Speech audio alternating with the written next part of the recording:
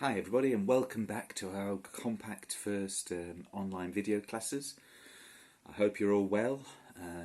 Remember, next week was Easter, so it's a little break, but I will be sending you some exam practice to do, and of course you can also review and look again at the videos that we've done over these last 3 weeks. Okay. If you have any questions, get in touch with me. I'll also use something called Flipgrid, and I'll send you a link which, if you copy and put into the Flipgrid website, you can record a video which I can listen to and I'll respond to, so to help you practice some speaking. Okay, but let's move on. Last class we listened to a radio interview with a lady called Kirsty Ross. She was a television presenter. Look at page 73. Okay, on page 73 we have 3 reported statements. Okay, reported speech. We often use it. We use it in everyday life. How many times have you told your friend or somebody, I was talking to my friend and he said he didn't want to come, and then he said, what's more, he told me he was going to. So it's a very natural thing to do.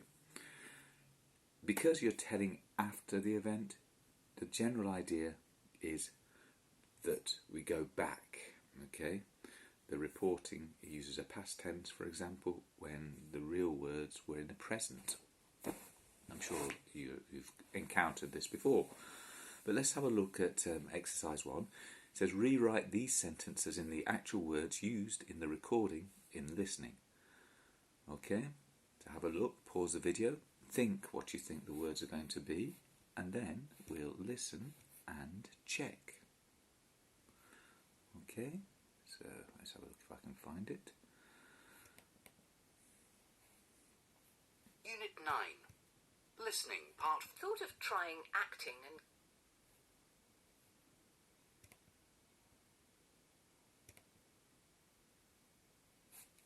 Now I have a guest whose voice will be familiar to many listeners. TV presenter Kirsty Ross. Good morning, Kirsty, and welcome to radio. Good morning. Okay, so there's the first one. He said he had a guest whose voice will be familiar. He says, now I have a guest whose voice will be familiar to all of you.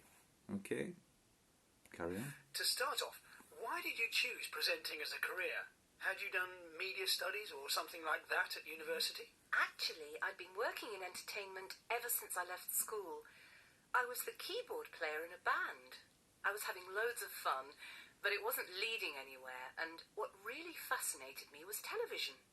I'd thought of trying acting and getting into TV that way, but I think I felt I wanted to be myself in front of the camera, and that's why I decided on presenting. And how did you manage to get into it? There must be thousands of people out there with the same ambition. Yes. I knew there would be a lot of competition for the few jobs going, and that just watching TV all day long and trying to imitate those doing the presenting wouldn't bring success. I looked at specialist courses for would-be presenters, but they were all too expensive. So, instead, I spent 6 months doing work experience. It was a difficult time because, of course, I wasn't earning anything, but being right inside a major TV organisation taught me a lot. What did you do after that finished?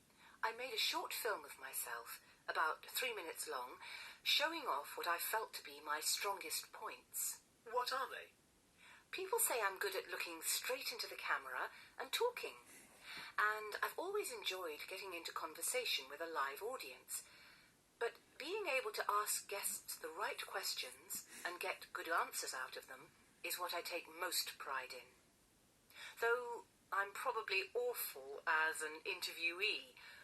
Sitting here being asked all these questions is making me nervous. Okay, so sitting here being asked all these questions is making me nervous. Anyway, in those days, people used to record their own films on video and post them to the production company. Did you do that? I was going to, but then I had this sudden fear about mail getting lost, and it was so important to me that I took it round to their office myself. Of course, if I was starting out these days, I'd send it electronically as an attachment, as everyone does now. And how did they respond? They asked me if I would go in for a test the next week. That must have been good news for you. Yes, you'd have thought I'd be delighted, wouldn't you? Though, actually, I'd been hoping that once they'd seen my film, I'd be offered a job straight away. So when I heard I'd have to go there and perform live in front of the bosses, I began to worry about what might go wrong. At the same time, though, I knew I could rise to the challenge. Which I imagine you did. It went quite well, yes. Though they made it clear I had a lot to learn before they'd actually put me in front of live TV cameras. What kind of things? Well, they said I'd need to practice memorising scripts. But, of course, I'd spent years learning music and lyrics off by heart, so I was used to that kind of thing. What was trickier was knowing where you're supposed to be looking at any given point when you have cameras either side of you and right in front. Fortunately, you get some guidance from the producer, who's in touch with you through the earpiece, a small listening device that fits in your ear, so she can give you precise instructions while you're going out live. And what would you say a presenter most needs to be able to do? Well, it helps a lot if you have a good working relationship with the others in the studio. The producer, the camera operators, the makeup people, everybody in fact. And on the other hand, it's good if you can work on your own. Googling the people you're going to interview, for instance, and the topics you'll be talking about. But none of this matters unless you and everybody around you knows that whatever happens, you won't panic. They have to be able to trust you to carry on as normal, even if something truly awful occurs. Has anything ever gone badly wrong while you were presenting live? Yes, it's happened recently.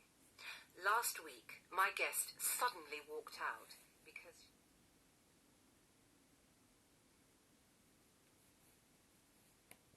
Okay, so that last one.